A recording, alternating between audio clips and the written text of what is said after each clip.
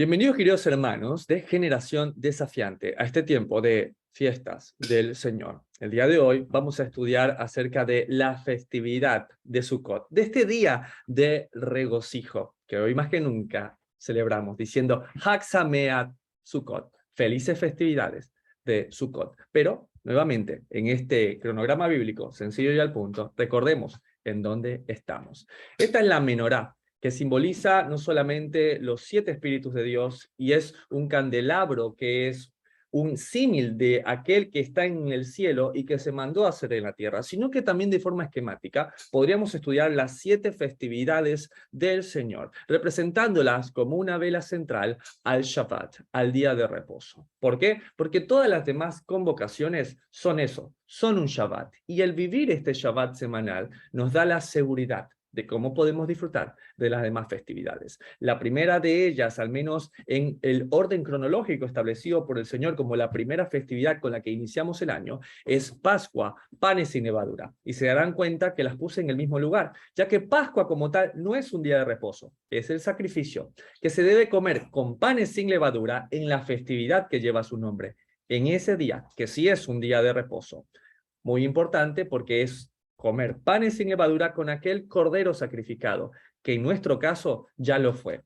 Él es el cordero de la Pascua, que fue sacrificado por nuestros pecados. Él es el pan sin levadura. Y además de eso, Él también es las primicias de resurrección. Y es por eso que para nosotros es sumamente importante entender la muerte y la resurrección del Mesías como una profecía a cumplirse, y te invitamos a que la conozcas más profundamente en la playlist de festividades bíblicas. Contamos desde las primicias de resurrección 50 días, lo que es la cuenta del Homer. ¿Hasta cuándo? Hasta Pentecostés, hasta Shavuot. ¿Qué es esto? El cumplimiento de la promesa dada por nuestro Mesías, donde dice que enviará al Espíritu Santo, al Ruach HaKodesh, para que nos guíe a toda verdad, que nos guíe a sus mandamientos. La siguiente festividad, que inicia con las festividades de otoño, es la fiesta de trompeta de Yom Teruah, que celebramos hace 15 días con el sonido del shofar, que anuncia el regreso del rey. Aleluya. La festividad de la expiación, 10 días después, la festividad de Yom Kippur, el día del gran ayuno, el día del cara a cara, el día del juicio del Señor, donde Él juzgará a su pueblo. Y el día de tabernáculos, o Sukkot, que es la festividad que justamente el día de hoy estamos celebrando. ¿Pero dónde estamos precisamente? Pues tendríamos que dividir esta menorá, ¿sí?, en las primeras festividades, denominadas como festividades primeras, entender que cada una de estas festividades de primavera se han cumplido ya en la primera venida de nuestro Mesías. Y entonces, la siguiente sección de festividades, ¿sí?, son las que están por venir. ¿En dónde estamos? Aquí. Ahora se predica el Evangelio a toda criatura en espera del cumplimiento de las fiestas de otoño en su segunda venida. Así es. Y mientras tanto, hermano Lincoln, pues mientras tanto está esta vela central, cada semana, la festividad de Shabbat, que es la que nos invita a tener esta esperanza como creyentes en el Mesías. Pero sin más, vamos a la palabra de Dios. Levítico capítulo 23 y verso 4 dice: estas son las fiestas solemnes del Señor, las convocaciones santas, a las cuales convocaréis en sus tiempos. Muy importante, porque habla de que no le pertenecen a ningún pueblo en particular, sino que le pertenecen al Señor. Israel es solamente un invitado a estas festividades que le pertenecen. Por eso entendamos pues el cronograma bíblico de la celebración de Sukkot. Punto 1 es una cita estipulada en Levítico 23:4, donde nos habla de que son fiestas del Señor. Somos invitados. Preparémonos como tales. Sigue diciendo Levítico capítulo 23 y verso 39, que es lo que nos compete el día de hoy.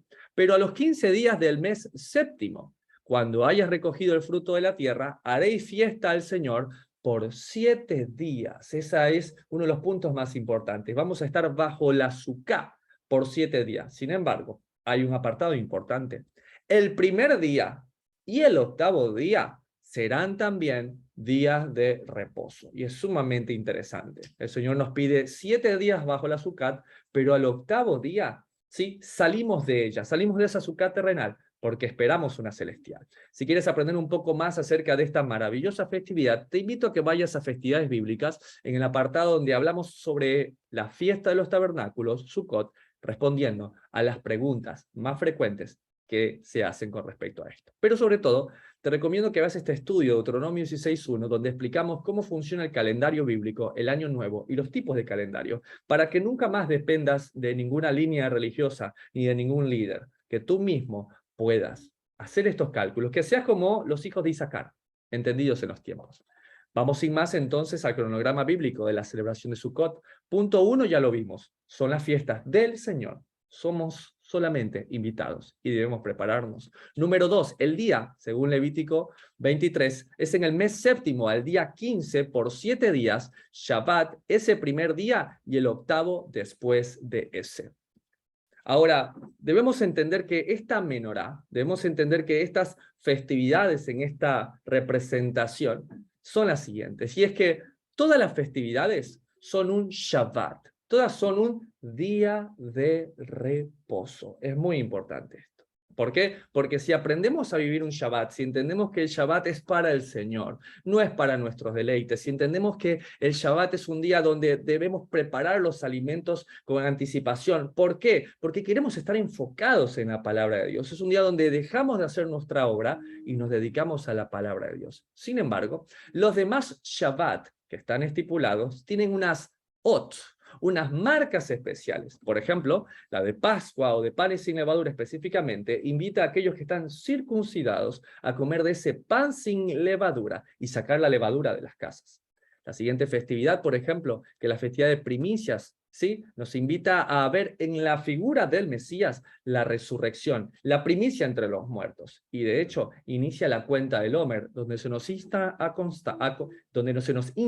contar por 7 semanas. La siguiente festividad es la festividad de Pentecostés, donde se nos insta a leer la Torá, ya que se había entregado en tablas, pero ahora se ha entregado en nuestros corazones, según lo dice Ezequiel capítulo 36, verso 27, por obra del Espíritu Santo en aquel día. La festividad de trompetas o Yom Teruah, donde el mandamiento es escuchar el sonido del shofar, ese shofar hecho de carne, sangre y hueso, al igual que cada uno de nosotros, a escuchar ese terúa, esa palabra de Dios en nuestros corazones, como un anuncio de que nuestro Rey ha regresado. La fiesta de la expiación o Yom Kippur, el día donde nos presentamos delante de Él con ayuno, con ruego, con clamor. ¿Para qué?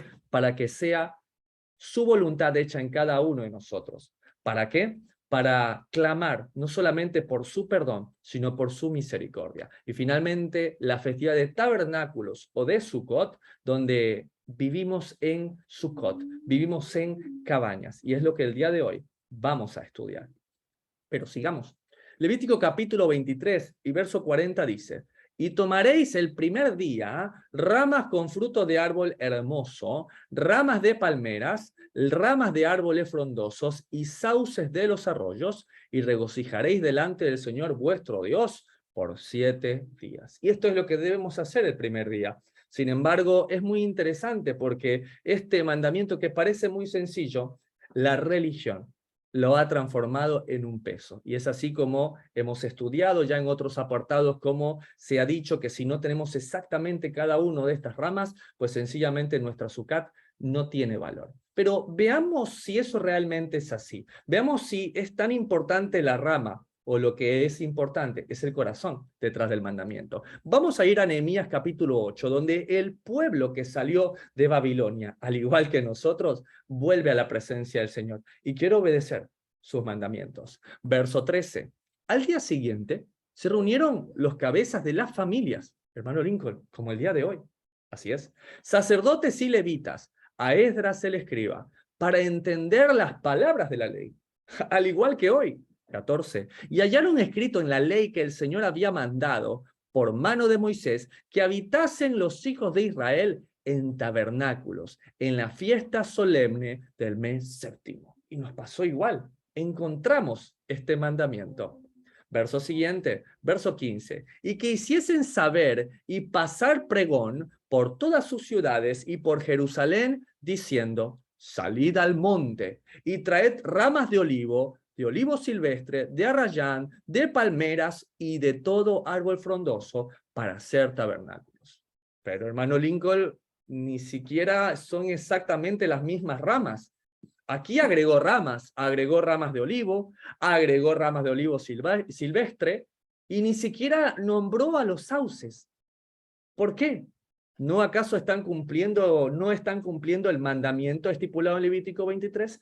Y es ahí al punto que vamos a llegar. Aquí claramente, al igual que en Levítico 23, el apartado dice de todo árbol frondoso. ¿Qué quiere decir? Que más allá de tener exactamente los mismos tipos de árboles, el mandamiento era crear la azúcar. El mandamiento era construir con aquello que tuviésemos a los alrededores. De hecho, aquí dice, salid al monte.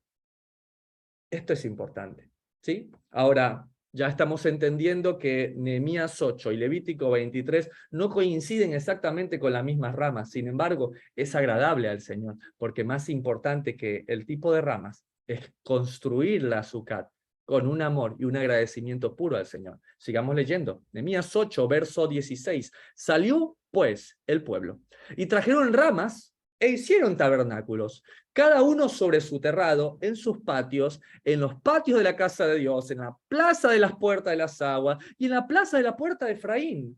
¿Qué quiere decir? Que no solamente se está desmistificando aquello que sí o sí tenemos que conseguir tales tipos de ramas, y tendríamos que buscar lo que en el judaísmo se llama el lulav, y andar buscando lo que se dice, cuando simplemente es traer estas ramas y hacer tabernáculos. Ni siquiera tienen que ser en una especie de patio, si no lo tiene, sino que acá dice que lo hicieron prácticamente en el lugar donde ellos podían, hasta en las plazas, y no necesariamente en los hogares, en los patios de la casa de Dios. Entonces, más allá de hacerlo en un patio, es hacerlo donde tú puedas estar bajo la azúcar. Y sigue hablando, verso siguiente, 17. Y toda la congregación que volvió de la cautividad hizo tabernáculos, y en tabernáculos habitó, porque desde los días de Josué, hijo de Nun, hasta aquel día no habían hecho así los hijos de Israel, y hubo alegría muy grande. Imagínate. Este es el sentido de esta festividad. Esta es la importancia de esto. Regocijarnos, que haya una grande alegría, y no que pase una persona a tu casa a supervisar cuántos tipos de ramas tiene tu sucat. Ese no es el principio. Y de hecho, sigue diciendo cuál es el enfoque de esta festividad. Verso siguiente, verso 18. Y leyó Esdras en el libro de la ley de Dios cada día, desde el primer día hasta el último, e hicieron la fiesta solemne por 7 días. Y el octavo día fue de solemne asamblea. ¡Wow! Aquí nos dice hasta que además de construir esta Sukkot, ¿qué debemos hacer? Aquí Esdras lee el libro de la ley de Dios cada día. ¿Qué leyó? La Torá. ¿Sí? Sé que a veces la tradición nos dice que es una buena oportunidad para leer Eclesiastés, otros leen Proverbios. Aquí dice que prácticamente fue la Torá, simplemente.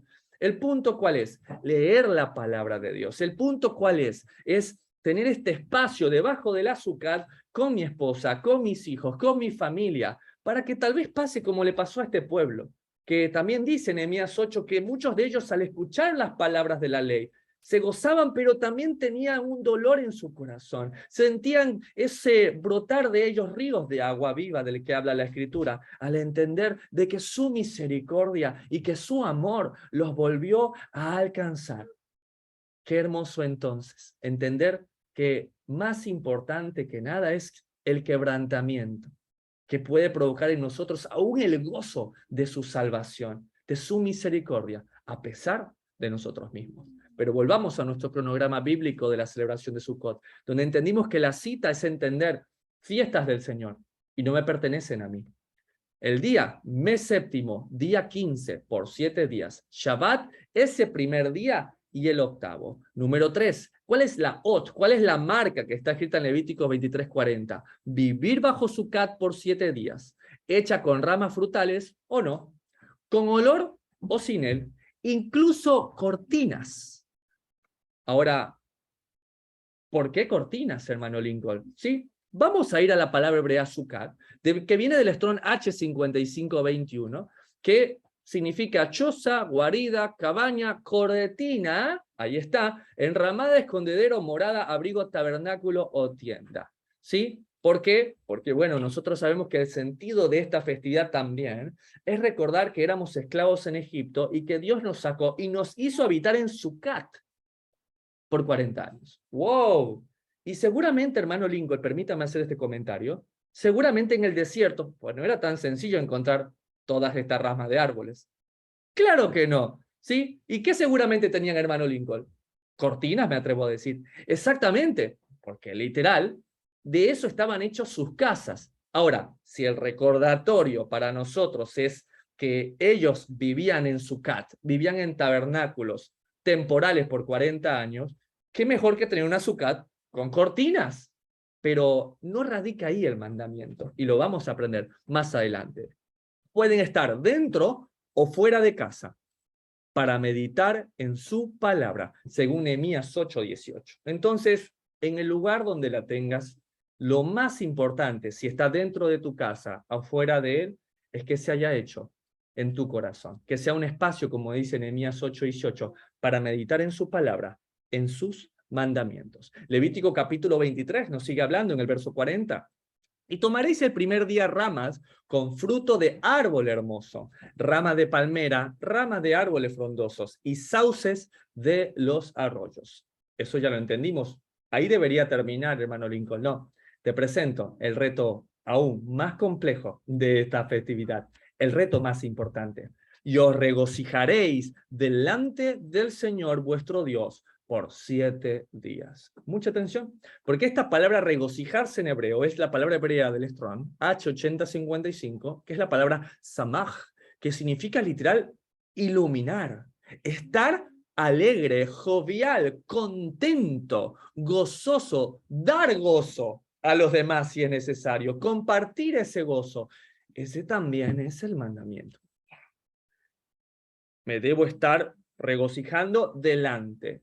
Ahora, la palabra delante que está ahí viene de la palabra de Strong, H6440, que es la palabra panim, que es un plural que casi no se usa, y en singular se entiende como la palabra pané, que significa cara. O sea que yo debo estar contento, no porque el hermano Lincoln me lo está diciendo, debo estar contento no porque mi esposo me ha leído la Torá, debo estar contento no por nadie más, sino porque debo entender que debo regocijarme delante del Señor, que Él es el quien me está viendo, es su rostro el que está delante de mí.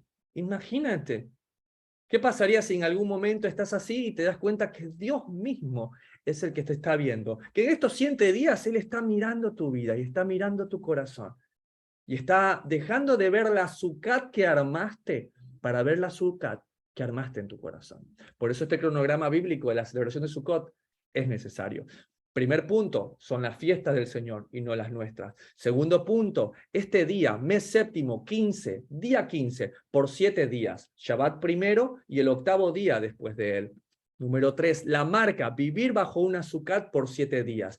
Hecha con lo que tengas, pero sobre todo con mucho amor. Porque en el punto 4 nos muestra el reto de Shabbat. Según Levítico, nos dice que debemos regocijarnos delante de su presencia por 7 días. Este es el desafío. Debemos ponernos de acuerdo en casa para no transgredir, destruyendo la sucada más importante, nuestro hogar. Y acá en casa se armó como un operativo, ¿no? Me hablé con mi hijo, hablé con mi hija, como todos de acuerdo. Sabemos cuál es el mandamiento. ¿Por qué? Porque armar la sucat es un momento.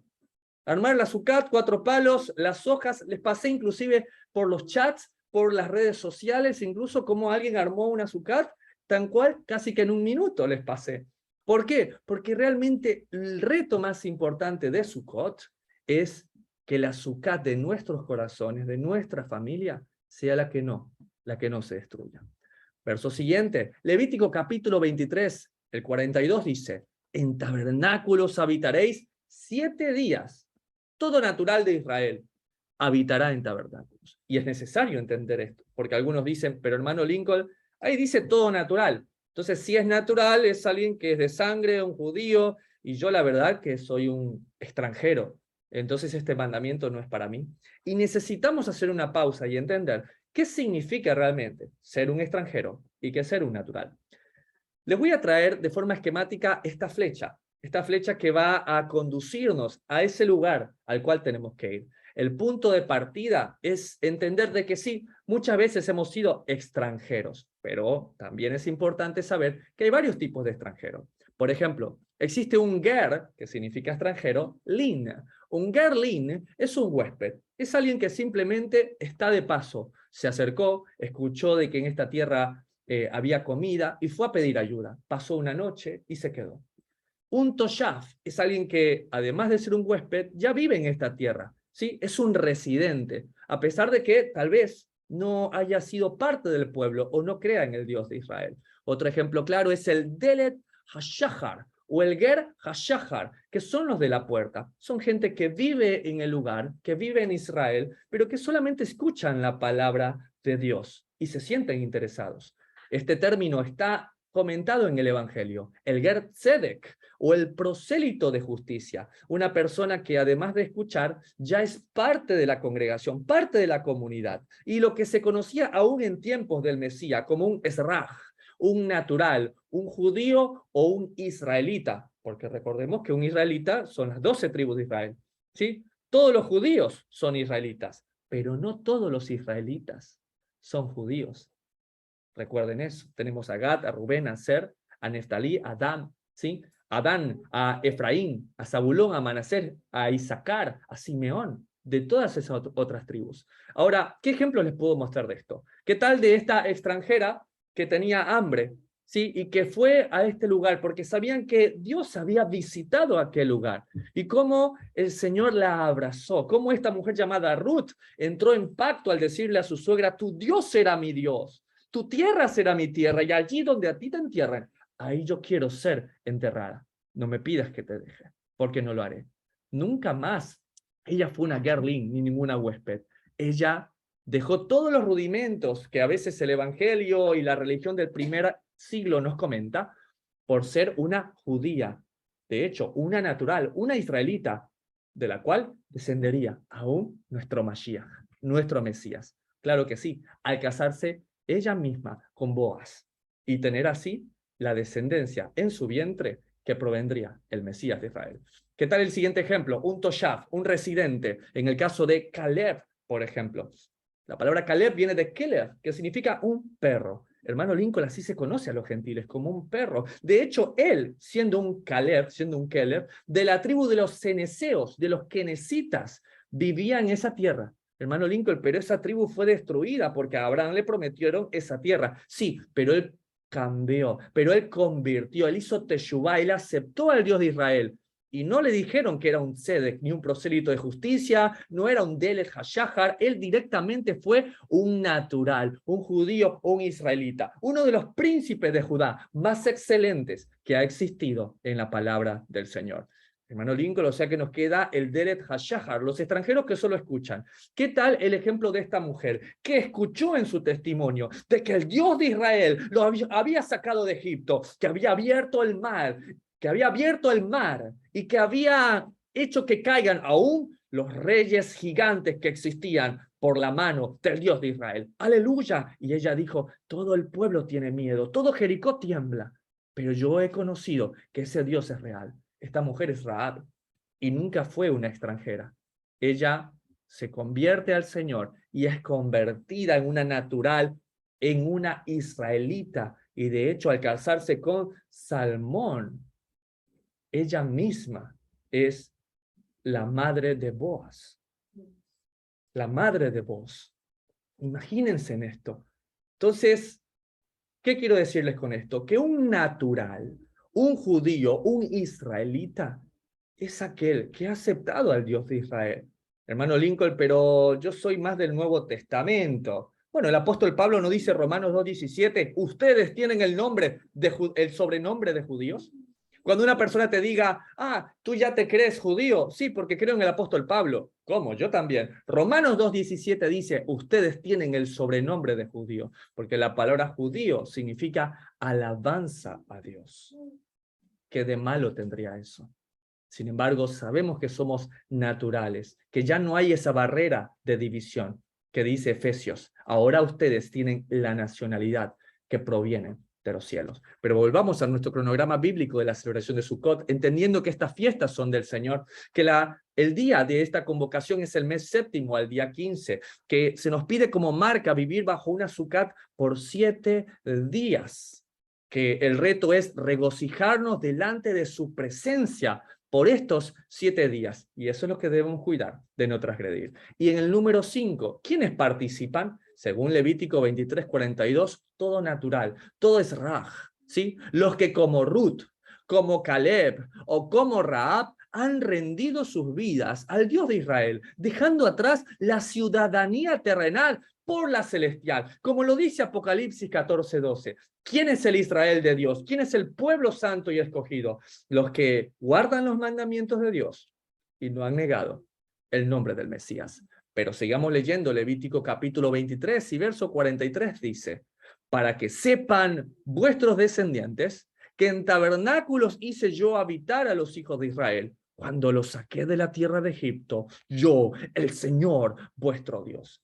Este es el sentido de esta festividad. Los niños, ¿sí? Nuestros hijos, las generaciones deben conocer que nuestros padres habitaron en Sucat. ¿En qué? En tiendas, en cortinas. Así estuvieron viviendo. Sin embargo, hay una promesa aún mayor. Según Jeremías capítulo 16 y verso 14 dice, no obstante, he aquí vienen días, dice el Señor, en que no se dirá más, vive el Señor que hizo subir a los hijos de Israel de tierra de Egipto.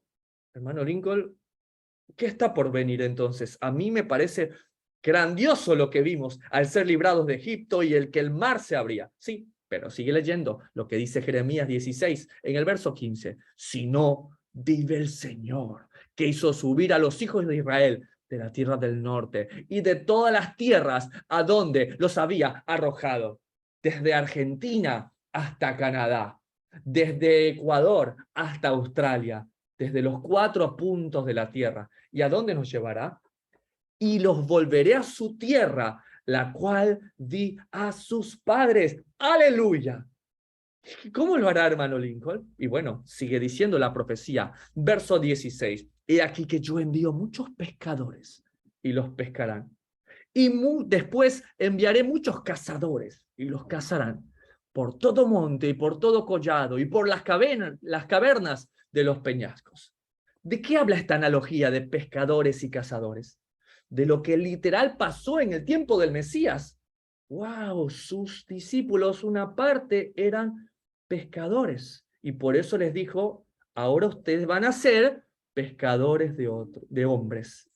Y otros no eran pescadores, pero cómo sabían llevar la palabra en su nombre. Eran cazadores, como cuando envió a los 70 a buscar la oveja perdida por todo monte y por todo collado. ¡Aleluya! Y hoy en día, hermano Lincoln, nuevamente Él quiere que usemos las redes como esos pescadores. Quiere que usemos las redes como esos pescadores, pero ahora estamos usando estas redes sociales para que nosotros atraigamos en su nombre a aquellos que están en las naciones. Hoy se cumple eso también, cuando usamos las redes sociales, todo lo que tenemos para pescarlos en su nombre. También podemos ser como aquellos cazadores que subían montes, montañas. De igual manera, hoy hay montañas de información, ¿sí? Hay montañas que tenemos que vencer, un montón de dificultades, donde podemos usar la internet para llegar hasta los lugares más recónditos de la tierra, para que así como subían montañas, poder subir videos, estudios, palabra de Dios, con tal de alcanzar hasta el último lugar de la tierra, por amor a su nombre, para predicar que no esperamos más un reino terrenal, ni un templo hecho por manos de hombres. Lo que esperamos es lo que el Evangelio nos muestra en Apocalipsis capítulo 21. Esta es nuestra esperanza. Lo que vio Juan en el verso 1, vi un cielo nuevo y una tierra nueva, porque el primer cielo y la primera tierra pasaron, y el mar ya no existía más. Y yo, Juan, vi la santa ciudad, la nueva Jerusalén, descender del cielo de Dios, dispuesta como una esposa ataviada para su marido. Claro que bendecimos a la tierra de Israel, al Eretz Israel, que el día de hoy, como dice el libro de Gálatas, está bajo esclavitud, está bajo este mundo. Los bendecimos a nuestros hermanos. Sin embargo, lo que esperamos no es esta tierra, ni esa Jerusalén, sino la celestial, la que desciende de los cielos. No esperamos más un templo hecho por manos humanas con un sacerdocio levítico, sino ese templo que es el Cordero, ese templo donde rige el sacerdocio según el orden de Melquisedec. Así lo dice el verso siguiente, verso 3. Y oí una gran voz del cielo que decía: He aquí el tabernáculo de Dios con los hombres, y Él morará con ellos, y ellos serán su pueblo, y Dios mismo estará con ellos como su Dios. ¡Aleluya! Esta es nuestra esperanza. No nos dejamos perder el enfoque. No perdemos el enfoque mirando especulaciones de un tercer templo. No perdemos el tiempo escuchando acerca de vanas fascinaciones con respecto a ello. Nuestra Jerusalén es la celestial y el tabernáculo que esperamos desciende de los cielos. En el verso siguiente también nos dice, verso 4, enjugará Dios toda lágrima de los ojos de ellos. Ya no habrá muerte, ni habrá más llanto, ni clamor, ni dolor, porque las primeras cosas pasaron. Es esto lo que nos muestra que la Jerusalén es la celestial. Y es esto lo que nos muestra que aquel tabernáculo es justamente el que proviene de los cielos, sin muerte, sin llanto, sin clamor, ni dolor.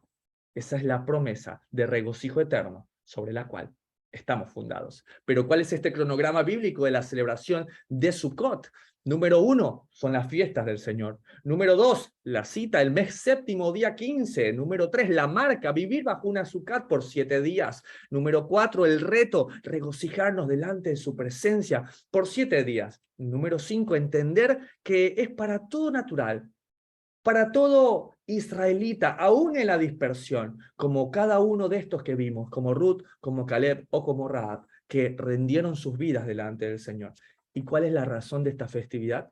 Según Levítico 23:41, que nuestras generaciones sepan que Dios nos libró. ¿De qué nos libró el Señor? De Egipto, del mundo y aún de nosotros mismos. Y nos hizo habitar seguros en el desierto y en todas las naciones donde fuimos dispersados, hasta que al 8º día todo vuelva a ser como en el principio. Aquel 8º día, cuando ya nuestra Sukkot terrenal pasa y esperamos esa Sukkot celestial. Por 7 días de forma terrenal vivimos bajo una Sukkot que habla de la temporalidad de la vida. Pero al 8º, al reinicio de todas las cosas, lo que esperamos es cielos nuevos y tierra nueva. Así que lo más importante es no perder ese enfoque. Lo más importante es no perder ese enfoque. Ahora, si estás viviendo con esta Sukkot hecha de cortinas y un techo hecho de ramas, estás cumpliendo el mandamiento. Si estás construyendo esta tienda de acampar, ¿sí?, en aquel patio que el Señor te ha dado, también estás cumpliendo ese mandamiento. Ahora, si lo has hecho dentro de tu casa, con tu familia, también estás cumpliendo ese mandamiento. ¿Qué tal aquellos que lo hacemos en los balcones de las casas y que la gente mira, ¿qué es esto que están construyendo? Porque como lo dice la profecía de Oseas capítulo 8 y verso 12, al Efraín disperso, las maravillas de mi ley las van a tener como cosa extraña. Y aun si no pudieses hacerlo en tu casa, tal vez como este soldado, aún colocar cortinas y unas cuantas ramas allí, en ese puesto de servicio donde el Señor te ha dado, pero meditar en su palabra. Pero ¿cuál es el enfoque sobre todo de esto? La familia. Que nuestras generaciones sepan, que nuestras generaciones sepan de que éramos esclavos, que Él nos libró, que nos sacó de Egipto y que también nos sacará de todas las tierras a donde fuimos dispersados, y esperando nosotros también cielos nuevos y tierra nueva, una Jerusalén celestial. Eso ha sido el cronograma bíblico de la celebración de Sukkot. Todo lo que salga de esto, no solamente que no es bíblico, sino que no debe ser para nosotros un gran peso, un yugo, el cual a veces nuestros padres no pudieron llevar. A veces hay muchas prácticas que puedan ser de bendición, mientras no sean como un gran peso, ni que se pongan como obligatorias. Como lo dice la palabra en Colosenses 2:16. Nadie te juzgue en comida, en bebida, en día de reposo, luna nueva o festividades. Todo esto es sombra de lo que ha de venir, porque estas son las fiestas del Señor. Pásalo con tu familia, declarando que aquel que vive y reina por los siglos de los siglos es el mismo que prometió venir por nosotros a llevarnos a una eternidad con él. Hasta acá llega la grabación del día de la fecha.